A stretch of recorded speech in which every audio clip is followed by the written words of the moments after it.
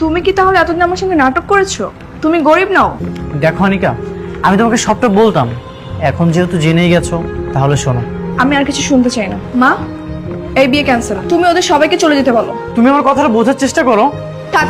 Sir, অনেক দিন তো হলো, এখন বিয়ের প্রস্তাবটা দিয়ে দেন। আমিও সেটাই ভাবছি।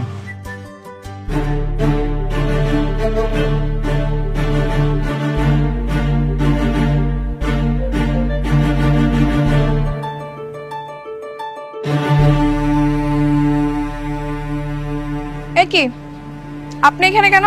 ওর সঙ্গে কি করেন? ম্যাডাম, উনি ওনার ভুলটা বুঝতে পারছে, আমাকে আবার কাজে নিতে চায়। আই না, তুমি ওর সঙ্গে কোনো কাজে যাবে না। শোনেন, ও একজন অনার্স কমপ্লিট করা ছেলে।